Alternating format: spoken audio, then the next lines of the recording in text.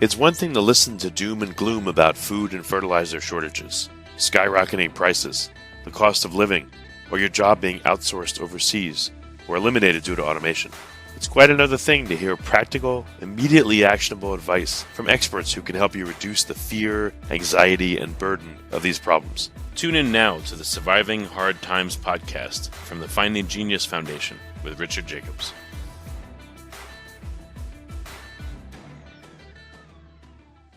Before we begin, a note from our sponsor. I'm Richard Jacobs, Executive Director of the nonprofit Finding Genius Foundation and host of the Finding Genius podcast. In late 2016, I was rear-ended at 65 miles an hour by a truck on the highway, which sent me off-road into a ditch. The impact of the collision gave me a concussion and other injuries. At the hospital, a CT scan showed that I had thyroid nodules, which turned out to be cancer. It was then, when I had a biopsy of my neck, that I realized even if I was a millionaire, I wouldn't want a second or a third biopsy due to the pain and the invasiveness of it. And appointments at that time for thyroid experts were 3 to 6 months out, and I was worried about dying now, even if that was irrational. So because of this, I've decided to raise money to conduct a literature review on steroids, on the causes of anxiety and depression, a condition that affects well over 50 million people in the United States and hundreds of millions worldwide. Our goal is to create a codex, a guide that reveals all possible treatments for anxiety and depression for people that live with the condition, or for loved ones that have it, as my wife and my son do. To find out more about our fundraiser, visit findinggeniusfoundation.org and click on Current Initiatives. And now, to our guest. Hello, this is Richard Jacobs with the Surviving Hard Times podcast, sponsored by the Finding Genius Foundation. I have Charles Dowding. He's the author of a book called No Dig, Nurture Your Soil to Grow Better Veg with Less Effort. So we're going to talk about his book, composting and planting vegetables. And Charles has a pretty popular YouTube channel that we'll get into as well. So Charles, thanks for coming. It's a pleasure, Rich. I'm looking forward to a chat. Yeah, tell me a bit about your background. How did you get interested in growing vegetables and composting? I was way back when I was at university, actually, and I became a vegetarian after reading a book about that, cruelty to animals, actually. I grew up on a farm, so I've seen all sides of that. And yeah, it just felt right to me to live off food directly from the land. And that made me want to grow it. And then I got interested in health, and that led me to being an organic grower, which then led me to look into the soil. And I realized that soil was being really badly treated, and people weren't really questioning that aspect of it at all. So that's how I stumbled really on what I'm doing now. And that was 40 years ago. And it's been quite a journey of doing it without always knowing what I'm doing, but I'm getting clearer all the time. Wow, so you've been growing your own vegetables and doing this farming on your own for 40 years? Yeah, I became a market grower at the age of 22, and I've just stuck at it. So what kinds of interesting things have you worked on during the years? What super interesting learnings that have jumped out at you? I know it's a very vague question, but what would you like to start with in terms of what you want to communicate to people that are interested in growing their own food? Well, something that grabbed me really early on was that link between soil health and people health, something that wasn't being much discussed in the 1980s, although it had been earlier on. Ironically, it's funny how things come around. That old saying, there's nothing new under the sun, is because things get forgotten and they get rediscovered. And hopefully each time you rediscover, you learn a bit more about it. And recently there's been a strong renaissance of interest in soil, and particularly in the biology of soil. And that's what people were looking at way back in the 1930s and 40s, and they were interested in soil fungi. And there was this guy, Albert Howard, in India, who was making amazing compost. And he realized that compost was not about the chemical nutrients it contained, the so-called plant food, but it was about the soil stimulation it could give through the fungal quality. And that made sense to me. And then I came across books written in the 1980s by scientists, which I'd say with an inverted comma, who said that there's no link between growing vegetables and the life in the soil, that vegetables do not use soil biology. And, so that was there in black and white in the book, and that really discouraged me, actually. But I thought, I can't be right. Anyway, I just forgot about it a bit. And I just got on with what I'm doing. And it's only quite recently that, my original thoughts have had a bit of backup, and I've been encouraged to look into it much, much more with help from, there's now amazing research going on. People like Elaine Ingham, I often mention her, she's a great soil microbiologist in Oregon, and so on. So there's now a network of people doing this. And the other big difference now is that we have the internet.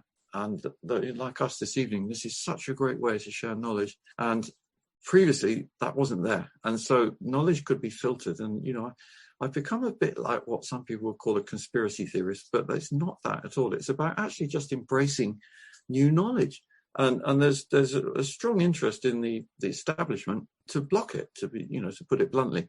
And magazine editors, newspaper editors controlled by big media corporations, they only allow a certain amount of this stuff to come out. They don't want to rock the boat too much. So with the internet, you can go the whole hog and discuss things and show people things. Well, you couldn't until recently anyway. And I've really enjoyed connecting with a lot of people all over the world through the internet, YouTube, Instagram, and so on. And being able to, build what you might call a movement even, about no dig, which is a very simple thing. It's about just leaving the soil alone, allowing nature to do what it knows best and grow a super healthy food. And the benefits are cumulative, and even that health, I'm not only talking about nutrition in terms of the old-fashioned definition of protein, carbohydrate, and fat, which is such a narrow way of looking at it, but the biology as well, and that's what links to no dig again, because you're really encouraging the biology of the soil, the microbes, and now even scientists, nutritionists are realizing, hang on a minute, we've forgotten that bit. What's going on? Question here.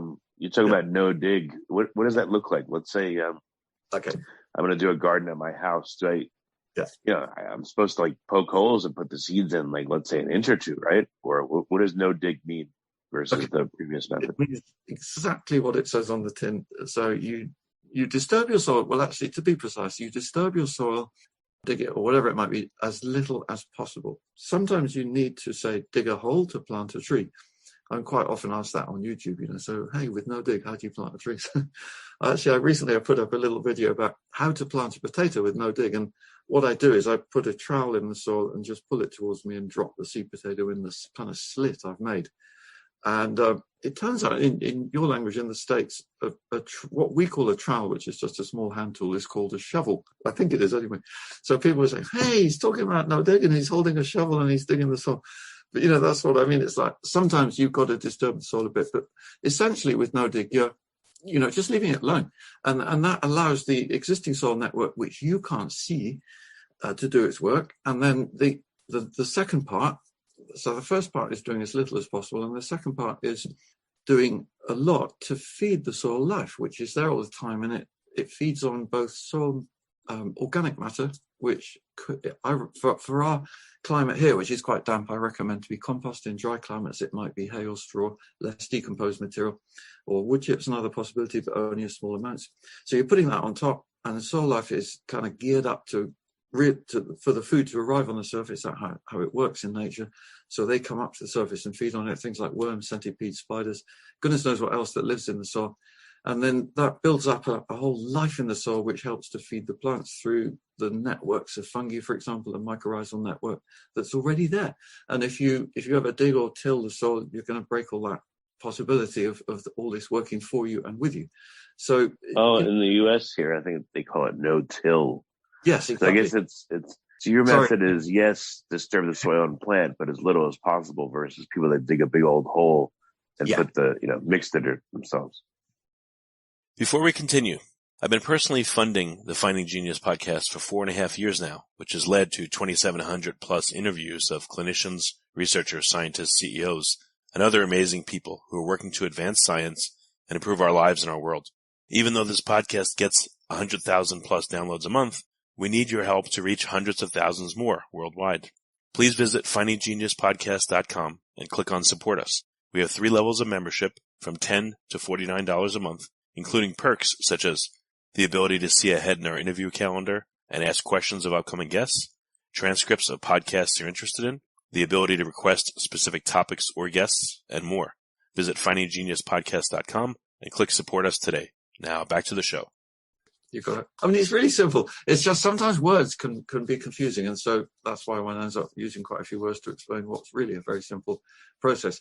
There's one slightly more complicated aspect, though, of no dig, no till, which is how do you get rid of the weeds or whatever's growing in when you arrive at a new plot of ground, say.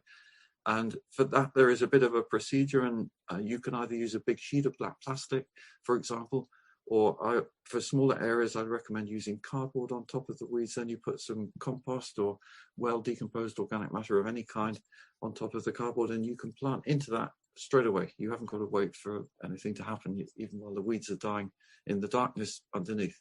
So it's just little bits of knowledge like that really help the process to go smoothly. Wait, so what would it look like? So I have cool. an area I want to plant that's covered in weeds. I put down plastic everywhere except where I want to plant, or how do I literally do it? Right. So if it's covered in weeds, just to be clear, that's a really good sign. That shows if they're growing strongly, you've got nice fertility there, you've got a good structure in your soil. They would have sucked out at this, if you're doing it in the summer, particularly, they would have sucked out a lot of moisture. You might need to water a bit before you put down cardboard. I would recommend, if we're talking a small area, say small could be less 10 feet by 20 feet or something like that. That could be small. If you're doing a bigger area, then the black plastic could be useful. But basically what the principle of it to understand is that you want no light to reach the weeds that are growing, and then they die in darkness. No plant can survive for very long in darkness. So that's what you're doing. You're depriving them of light. They die underneath whatever you put on top, the light excluding cover.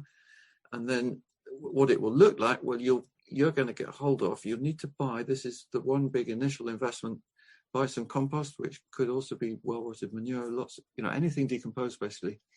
Put that on top, and that's what you're going to plant into. So your plot will look like compost, basically, look quite dark and rich, and it looks like you've improved your soil massively very quickly. And I'd recommend maybe you have some beds, maybe 3 or 4 foot wide, and then you have pathways not too wide, maybe 15 inches. You could put also cardboard, mulch them, so you don't want weeds in your paths either. Maybe then put a bit of wood chip on the path, not too much. And you've got your whole ground covered then. You've taken care of most of the weeds, at least initially, and you can crack on with your growing. What about if, the weeds are weakened? I mean, as soon as you take the plastic away, I guess I would think they would start to come back, but now your main plant has had a head start, or what happens with the plastic? Good. Yeah, you're on the ball there. Well, you've got 2 options. You could, especially if you put the plastic down at the beginning of summer, say, you can make little holes in it and put in plants. You can leave it there while your plants, like, say, squash, zucchini, that kind of thing, or it could even be big brassicas for autumn and winter, like broccoli or cabbage or things. They can root into the ground below the plastic. The plastic can stay there while the weeds are dying. So if you've got, at least if you can work out whether you've got really strong weeds with strong root system, like Bermuda grass or something like that, then I would leave the plastic there and plant through it. But otherwise, if you use the cardboard and compost, you will get some of these perennial weeds, they're called the persistent ones, growing up through, and you need to keep pulling them until their parent root gives up, because no weed is invincible. Well, I've had some discussions about this. I think with people who haven't been persistent enough themselves, and they kind of lost it, which fair enough, I totally get that. But if you can manage to keep on it, I've also had nice feedback from people who've got rid of Bermuda grass, for example, using this method, and they've been quite surprised themselves. But it is possible, but you've got to keep at it in that first year or so, first summer. Well, what if you have weeds in a certain area and you cut them, you chop them up, and then you just throw them back onto the soil? Would that help actually give nutrients back to the soil and act as food for your main plant, or is it better to just throw them away? No, you could absolutely do that. Just especially in dry climates. Here we're always a bit careful. I'm in the UK. It's quite damp often, and that rotting matter on top of the soil can encourage slugs to come along, and if you get too high a population of them, they can eat your plants. But in drier climates, that's a very good plan. But again, I would wet all the material before you put your plastic or cardboard on, to make sure it's moist underneath, and then you're starting from a good place, and your living organisms can get busy. I've heard that it's a good idea to plant cover crops sometimes, cover plants. especially nitrogen fixers near your plant that you're growing. Would that work, or is it better to just cover them and get rid of them?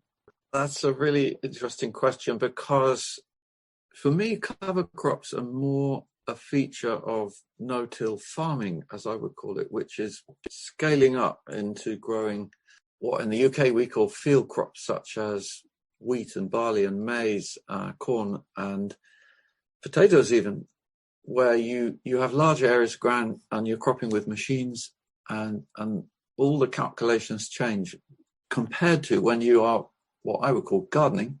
That's what I'm doing. That's intensive cropping for growing vegetables. Just to give you the background to that, I'm cropping only 1/3 of an acre.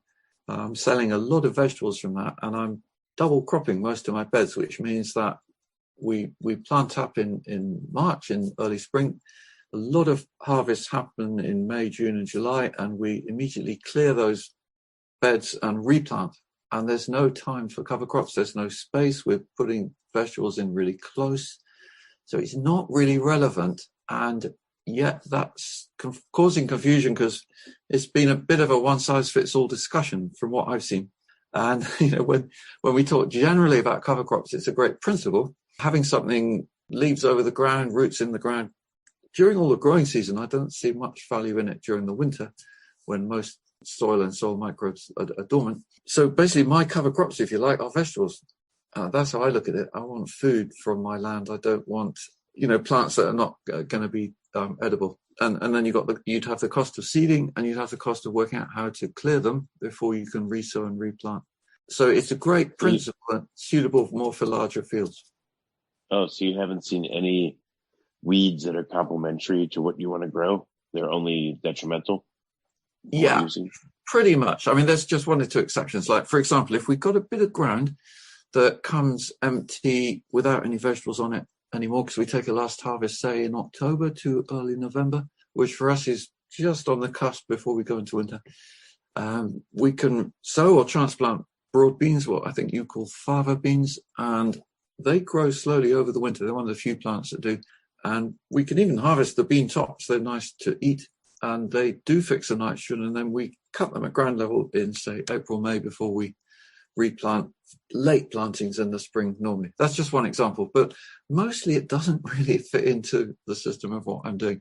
And my beds, my ground is covered, but it's covered with compost and wood chip that we put on the pathways, rather than living plants in the wintertime when it's pretty dormant here. Yeah, I guess that's called mulch, right? Yeah, mulch. Yeah, you got it. Yeah, absolutely. So, again, elementary question, but for people that don't know, when should you cover with compost or mulch, and what does it do, during the spring and summer versus the winter, or the fall and winter? Does it play a different role? Yeah, I mean, any time is possible. And if you're just starting out taking a new ground, putting on new mulch, compost to cover your ground, you can do that spring, summer, fall and winter. But if you've got an up and running space that's already cropping, and like I say, you're cropping it intensively through the growing season, then it's late fall normally that you'd be putting down your mulch, and that protects and covers the ground over winter when you're not growing any food anymore until the following spring. And it's feeding the soil life, which even during winter months can be doing a little bit of eating and excreting. That's what's going on in the soil, and that's happening underneath your mulch. So it's good to put it on in the late fall, for example, once a year, even if you're double cropping. Okay, so are you trying to grow things all year round? Like during the winter, are you growing these fava beans and the few plants that do grow, or do you leave your soil over the winter? We're not doing any sowing for winter after early fall. That because to get harvest in the winter, you've got to they've got to get their roots in the ground long before, so that they can give you some either new growth or to have the ability to give you a harvest in winter. And that would be things like leeks or kale, some winter salads, and even maybe beetroot. Some of the root vegetables can be pretty hardy, Sweden turnip, rutabaga, but they need sowing in the summer, a lot of those. So in the winter months, even in the fall, we're not sowing much for the winter. So it's the residue of what we'd already grown that we're harvesting through the winter. And then we also get some plants growing, like garlic. You can put in the ground sort of mid-fall, and spring cabbage, maybe, same story. So that way you have plants early in the following spring. So we've got some plants growing in the winter, but I reckon about 1/3 of my ground has got growing plants in over winter, and 2/3 is beds empty but covered with the mulch. What's the purpose of mulch, especially over the fall and winter? It's Or is it just residual? Yeah, the mulch through fall and winter is about protecting soil from weather, but more than anything, it's about, protecting the soil life, I should say. So all the organisms that are in the soil, they go semi-dormant in winter, a lot of them, but some of them carry on feeding, depending on your temperature and where you are. Like earthworms could be coming up to the surface in mild weather and looking for food, and if there's a bit of compost there, they'll be very grateful for that. So it keeps the soil potentially alive and really ready for spring. And also because the mulch is in place before winter, then the winter weather helps to break up any lumps and make it soft and smooth. And in the spring, it's really easy then with the light raking to sow your seeds or put in your transplants. In very early spring, you've got a lovely surface. It's ready to go at any point. That's one beautiful aspect of no dig, no till. You haven't got any preparation work to do, or hardly any. It's just mulching and then looking after your mulch. But that's very quick, and you're just ready to go at any time. And one other beautiful benefit I'll mention is if you're on heavy soil and you're used to tilling in the spring, you'll often get muddy boots. Real pain. And with this method, no dig, you don't, because you've just got the surface mulch on top, the compost and a bit of wood chip in pathways, and it doesn't stick to your boots, and you can go at any time, even in wet weather, and get on with your jobs. And so it's another way to get early cropping in the spring. Yeah. What kind of mistakes do you see new or novice planters make that you can tell them to avoid?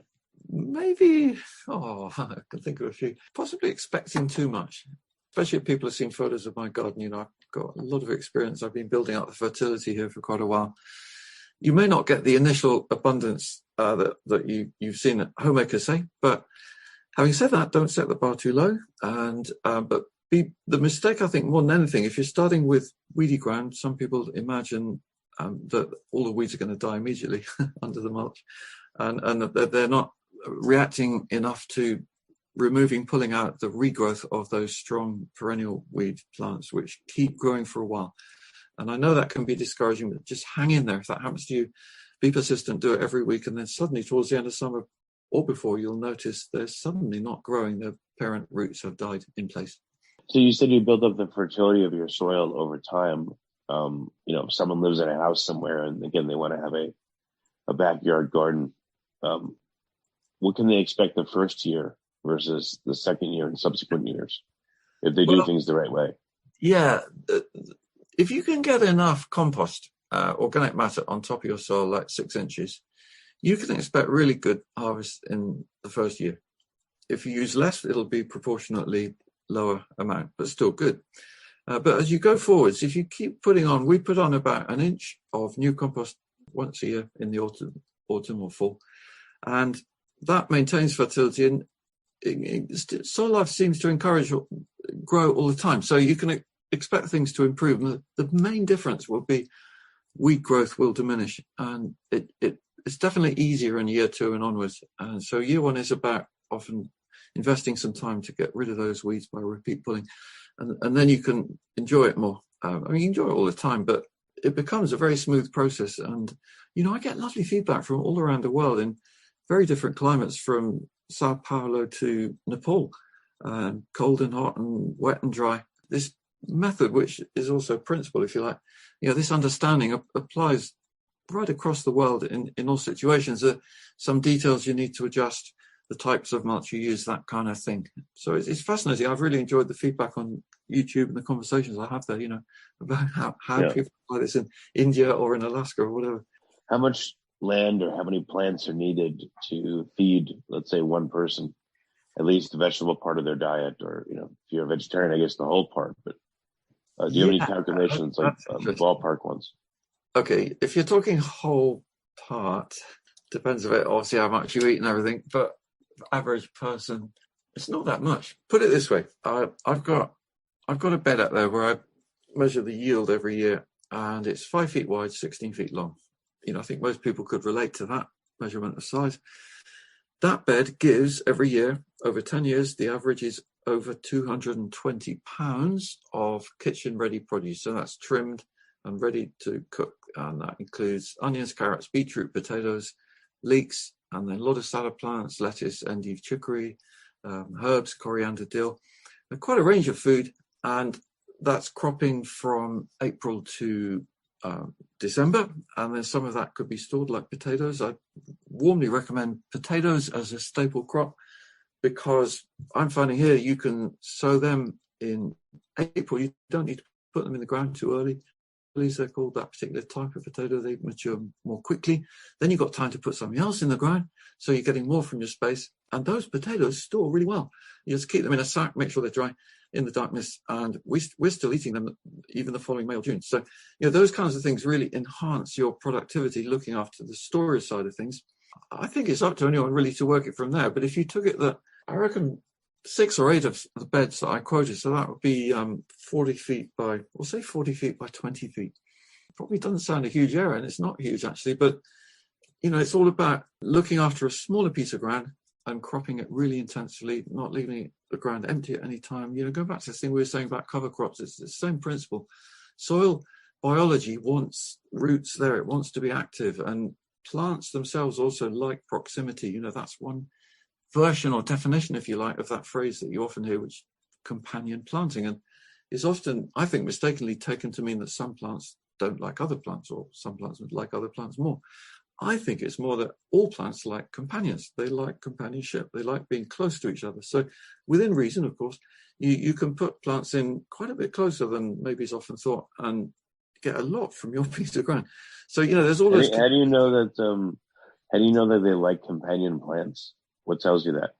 Yeah, well, I've tried a lot of the classical versions of companion planting, like carrots, like onions, that kind of thing. And I've not noticed that it makes a huge difference. And I've also tried a lot of the classical no-nos, like everyone seems to think that bulb fennel, Florence fennel doesn't like other plants. And I'm often using it as an intercrop or interplant with other vegetables very close. It works really well. So I'm just packing in plants as close as possible and finding that it works. Is that what you meant? Sorry, I wasn't too sure. Yeah, well, so it allows you to plant the plants closer, but is there a benefit from having, I don't know, a whole bunch of the same plant in the same area? So are you creating like little monocultures, or are you intermingling? And again, what's the purpose? Like, if a plant has a bunch of other plants right near it, what does that do for it? Well, I'll tell you one benefit of having some plants together, not a huge amount, but enough. Say you're growing cabbages. Cabbages are very prone to butterflies laying on their eggs, and then you've got the worms or caterpillars eating them. And so, especially in the summer with cabbages and kale and broccoli, when I put those plants in the ground, I cover them with something to keep the insects out for at least 6 weeks. And that's a lot easier if you've got all your cabbages or all your broccoli, whatever it is, all in one bed together. So that's an example where you don't want to have maybe too much diversity, but there's other times where towards the middle end of summer and you're looking for, you've got things you want to plant, you've got no more space, and you can put plants in with other plants. Then that is kind of polycropping, it's called, or whatever. And that way, it's good to mix up. And what I've noticed is the mixing thing, I'm sure that the plants do like that within reason, because they seem to benefit. Each root maybe has something to say to other roots and helps it along a bit. And you've got what are called nurse plants, which is you put a little seedling in next to a plant that's maybe going to finish quite soon in a month. Like I put my fennel near to the cucumbers in August. Cucumbers will finish in September. But they almost seem to help the fennel to get established. It's that kind of thing. I don't know for sure, but it just looks like that. And it's lovely. It's a lovely way of working with nature in gardening. You can be creative like that. I'd urge any of your listeners to try a few things that, base it on what you want to grow and when you want to grow it, and just try it. Okay. And then just a couple words about composting. What's like a good and easy way to create your own compost? Okay. I would say don't worry too much about what you may read of. It can be made to sound really complicated. It's actually very simple. A compost heap doesn't have to get hot to be successful. It will just take longer. If you do get heat, that will come from adding a lot of material in a fairly short space of time and providing roughly at least half of that material is fairly fresh green matter, which could be fresh leaves. It could even be fresh horse manure, actually, it could even be ground coffee. Things that have quite a bit of nitrogen. It could even be your poo, to be honest. There's loads of stuff out there which will kind of activate and get your compost heap going faster. But if you haven't got a lot of that, then you'll just get a slower result and it will still be good. It just take longer. So you're basically assembling a decent balance of what's called green and brown materials. Brown would be woody prunings, that kind of thing, paper, cardboard, stuff that comes from trees originally. Soil as well is a brown. So in the summer months, if you're hearing this in the summer, I'd encourage you to get out there and get on with it as much as possible, because you can make great compost very quickly. And scrounge other people's waste. That's another one. If you've got a small backyard in a suburban area, not much space, but there's probably lots of waste areas nearby where you could go and cut some material or gather it, or tree leaves or whatever it might be, and just get as much material as possible together. Cut it in small pieces. That's important. Water it if it's dry, but you don't need to water if it's moist. So there's a bit of practice involved, and have a go. Don't be afraid to try, and you will learn by doing it. Well, what are some ways that compost goes wrong? I've seen somewhere, mold grows in it, or like, how do you know the compost is still on the right track versus no good anymore? Yeah. Well, what does that mean? Goes wrong. I think some of the problem is that people have got overawed by the complications they've heard, the complicated methods they've heard, and it's made them think it's got to be kind of perfect and it's got to all happen in a very particular period of time. And so don't beat yourself up if it looks like it's going slowly. Don't beat yourself up if maybe you think nothing's happening. Maybe more's happening than you think it is. Have a look. So get in there with a fork. A good investment to make is what we call a manure fork. I don't know what it's called in the States, but it's basically a fork with long, thin prongs, slightly curved, and it's much lighter and easier to handle than what's called a digging fork. Put that in and just lift up, have a look, and it might be steaming a bit. Well, that's great, you've got a bit of heat. Or it might be all fibrous and not much going on. Perhaps that's because you should have chopped it smaller. Those kinds of things you'll learn. But if it's left in the heap long enough and it's reasonably moist, it will turn into compost eventually. And it doesn't have to look perfect. That's probably the most important thing to say. I think people set the bar too high. So even if it's looking dark but not totally decomposed, use it, spread it on the ground. That'll do your soil life great. They'll be really grateful for that, and it won't look perfect, but you're on the way. And then learn each time how you can make it better. But when should you not use it? When does it look like I screw this up? Too much moisture, or too little air, or whatever it may be, and it's no good. How could you tell? Yeah, no, I wouldn't use those terms, Rich. I would say it's always good, but it's never going to be. Well, not never. It's unlikely to be ever perfect, whatever you define perfect as. Getting it on the ground is often the best answer if it has not turned into something you really like. If it's smelly, like swamp, that can happen if it's too wet. And that's happened to me, that's how I've learned. And I found the best remedy for that is put it on the ground, where the air can then get at it, it sweetens, and then it becomes something that soil life can eat. So that's what I'm saying, just don't expect it to be wonderful necessarily every time, but use it, get it on the ground, and then start again. That's probably the best remedy. That you're struggling with old material, it's lost its sort of activation ability. It will do better on the soil. Oh, so even if you do something and mold grows in it, just break it up and then put it on the soil, it's okay? Mold is great. I'm glad you mentioned that. Yeah, I think people worry about that one too, because fungi, any kind of molds, those kinds of microbes, they're brilliant. They're all part of soil health. They're ultimately part of our health as well. We want that. We don't want a sterile soil and lifeless conditions. So rejoice with any kind of mushroom toadstool kind of thing that grows in or around your soil or in your compost heaps. That's a fantastic sign of activity, basically.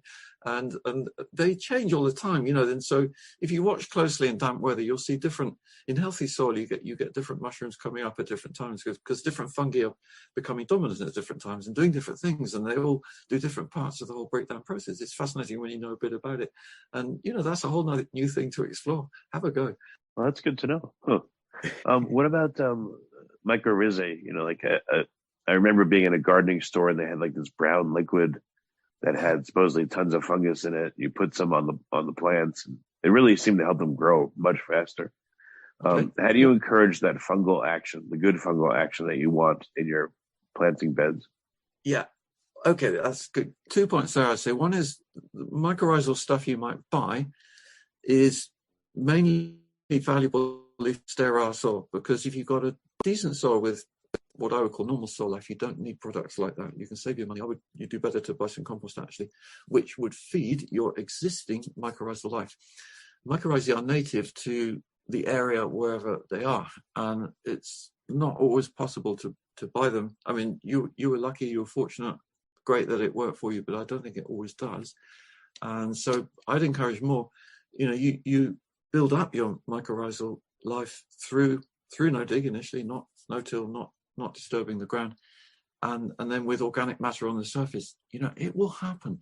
A lot of this is trust, and that's a very empowering thing, because you're learning to work with nature and not always feel that you have to provide the solution. That's a very analytic, rational way of looking at it, which serves for certain purposes. But in nature and soil natural processes, we still don't understand a lot what's going on in the soil. Amazing as it might seem, it's right under our feet all the time. We're not totally cognizant of all those processes. And often the best thing to do is to do less and allow those processes to sort themselves out, which they're very good at doing. And so, don't use too many products, but just make sure you keep them fed and not disturbed. That's the essence of no dig. Okay. Well, very good, Charles. I don't want to, ask you every question under the sun, because I know you have a good YouTube channel with a lot of info. So please tell listeners, where can they find you? What's the name of the channel? And do you have a website? Yeah, my channel is simply my name, Charles Dowding. And my website is also my name. It keeps it simple, charlesdowding.co.uk. And yeah, there is tons of information there. Like on the website, we've got pages on how to make compost, on how to deal with weeds, on what to sow when, seeds and varieties, you name it, it's all there. And likewise on the YouTube channel. I hope you'll enjoy it, because there's videos that cover, use the search bar, you'll find a lot. Yeah, one last question. There is a lot of talk of food shortages coming and problems. Even if someone's, I don't know, not convinced or ultra lazy, what's the least that they could do to get themselves going somehow? Someone that's like a total beginner, or someone that's afraid, or again, they're lazy, or what's this? How do you dip your toe in? Well, I think I'm inclined to agree with you. I think that we're in tumultuous times coming up. So be prepared as much as you can. And I think just that thought hopefully would make you not too lazy, because we all need to do what we can. And I would urge you to do the things I've described. Get hold of some compost while you still can. Create some beds, make a growing space. Watch out for pests. Check out some of my videos on that, because it's no good growing stuff if the pests are going to eat it. So you've got to get clued up on that. But sow and plant as much as you can, even now, depending when you hear this. But in early summer, you could still be sowing beetroot and carrots and lots of things that can feed you through the winter, for example, and get clued up on all of that, and do as much as you can, and you'll enjoy that process. You will also feel healthier. I mean, I haven't said too much about microbes, but that whole thing of soil microbes feeding ultimately your brain, feed your well-being. And when you start to feel better and stronger in your brain, that makes you less lazy, if you like. Then you really start to see connections. You want to get on with it. So yeah, have a go. It makes a lot of sense. Charles, thanks so much for coming. You've had a ton of great advice, and I really appreciate you doing this. Thank you. Pleasure. Before you stop listening, ask yourself, what are 1 or 2 useful things you heard on this podcast that can help you overcome food and fertilizer shortages, skyrocketing prices, the cost of living, or your job being outsourced overseas or eliminated due to automation? Please like and subscribe, and tell your friends and family about their Surviving Hard Times podcast. We're all going to need help now and in the near future.